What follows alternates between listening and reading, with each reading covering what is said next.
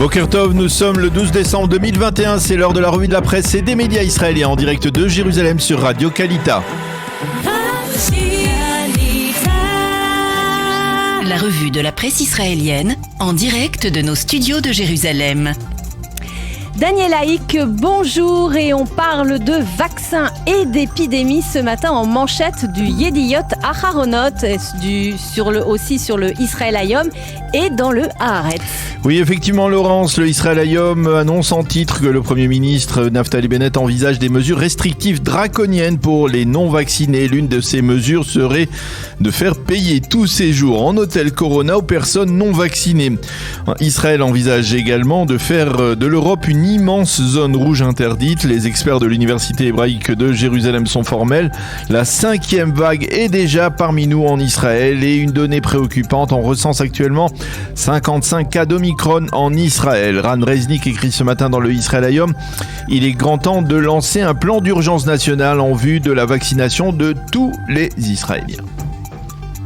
Le Yediot Aharonot parle en manchette de 4e vaccin d'ici janvier ou février. Et oui, en effet, selon un expert, Israël pourrait l'administrer dans un premier temps uniquement aux personnes les plus âgées. Autre mesure qui pourrait être prise sous peu, l'entrée des centres commerciaux uniquement réservés aux personnes disposant d'un pass vert. Et le Israël Hayom confirme que l'on envisage au ministère de la Santé de rendre rouge l'ensemble des pays européens. Nadav Eyal écrit ce matin dans le Yediot Aharonot, l'Omicron est parmi nous. Et face à la nouvelle vague en Europe, il faut qu'Israël prenne des mesures rapides comme le durcissement des mesures d'isolement et l'élargissement des pays rouges. Quant au Haaretz, il confirme que le Premier ministre envisage de décupler chaque jour le nombre de personnes vaccinées en Israël.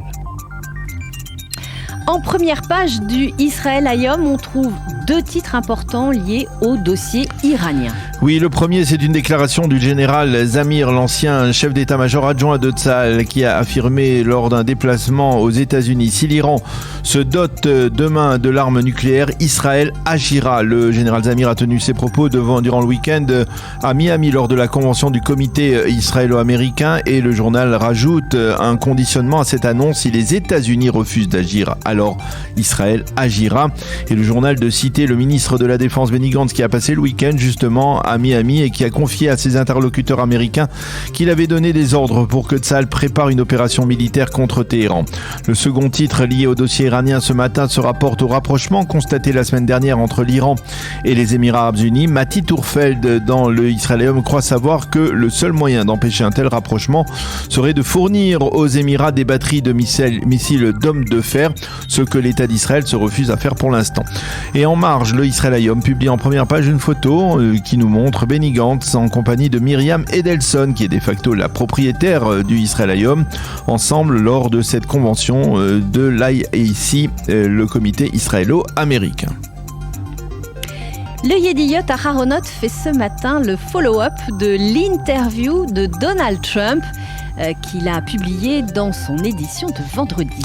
Oui, Laurence, une interview qui, depuis sa publication vendredi, fait beaucoup de bruit en Israël et apparemment également dans le monde. Une interview dans laquelle Donald Trump s'en est pris publiquement à Binyamin Netanyahou pour avoir fait montre d'ingratitude, selon lui, à son égard, en allant trop rapidement, selon l'ancien président, féliciter Joe Biden pour son élection. Ce matin, le Yediot Aharonot publie 3 éditoriaux, pas moins, à ce propos, des éditoriaux dont des extraits forment une colonne pleine dans sa première page. Nahum Barney a écrit que Donald Trump n'a jamais été l'ami de Binyamin Netanyahou, et dans leur relation, impossible de parler d'amitié. Ben Dror Yemini se demande si le coup de gueule de Trump envers Netanyahou ne marque pas définitivement la fin de leur relation. À cette question, un expert dans les relations israélo-américaines répond: il ne faut pas s'émouvoir, c'est tout à fait le style de Donald Trump. Au bout du compte, tant Trump que Netanyahou ont aujourd'hui les mêmes aspirations à revenir au pouvoir. Quant à Tzipi Shmilovitch, elle estime dans le Yediot Aharonot toujours que Netanyahou n'a pas été surpris par l'attaque de Trump. Trump ne croit qu'en lui-même. Il n'a jamais rencontré une personne qu'il n'a tôt ou tard envisagé de jeter le moment venu. D'ailleurs, Daniel, même le Maariv fait le suivi de cet entretien de Barak Ravi au Yediot. Oui, le Maariv souligne que les enregistrements de l'interview ont été révélés et que l'on y entend Donald Trump affirmer que si son fameux deal du siècle n'a pas été concrétisé, c'est entre autres en raison de l'opposition de Benyamin Netanyahou. Netanyahou n'a jamais vraiment voulu la paix avec les Palestiniens, il nous a fait traîner sans cesse, affirme Donald Trump, qui souligne qu'il s'en est pris à Netanyahou pour avoir promis d'instaurer la souveraineté israélienne sur la Judée et la Samarie. Dans ses enregistrements, Trump indique tout de même que d'autres personnalités, telles que le défunt milliardaire Sheldon Adelson, qui fut le propriétaire du Israel Hayom et l'un des gros donateurs de Donald Trump, lui avait déjà aussi confié que selon lui, il était impossible de parvenir à une paix entre Israéliens et Palestiniens, tant les Palestiniens haïssent, je cite, les Israéliens, citation de Sheldon Adelson.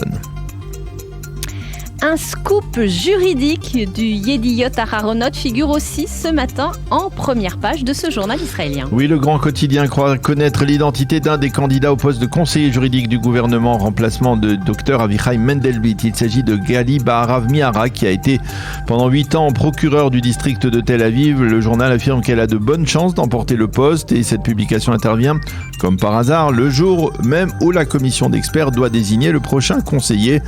Le Maariv lui aussi s'intéresse à Mendelblit et reprend des révélations intéressantes que la journaliste Ayala Hasson de la chaîne 13 a faites, qui affirme que le conseiller aurait tenté d'empêcher la diffusion d'informations qui lui auraient été particulièrement défavorables. Et puis un mot de sport avec une distinction très honorable pour un jeune sportif israélien. Oui, il s'appelle Asaf Yassour, il n'a que 19 ans, il a été sacré hier soir à Istanbul champion du monde en para-taekwondo. Asaf a été en effet amputé de ses 2 bras il y a 6 ans, une semaine avant sa bar mitzvah, après s'être électrocuté. Mais ce handicap n'a pas réduit son rêve de devenir un sportif de haut niveau. Hier, il a concrétisé ce rêve et les quotidiens vantent ce matin ses mérites. Et puis les quotidiens et les sites d'information nous rappellent que c'est ce soir que va se tenir à Eilat le concours international de Miss Univers.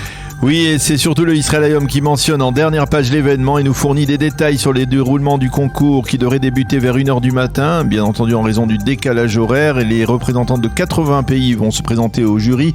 Bien entendu, en Israël, on n'aura Dieu que pour la ravissante Miss Israël Noah Kochava, qui a 22 ans et qui a terminé son service militaire. Noah était instructrice dans le cours des infirmiers de Tzahal. Elle rêve de devenir médecin. Et puis c'est la chanteuse israélienne Noah Kirel qui ouvrira le concours avec un grand spectacle.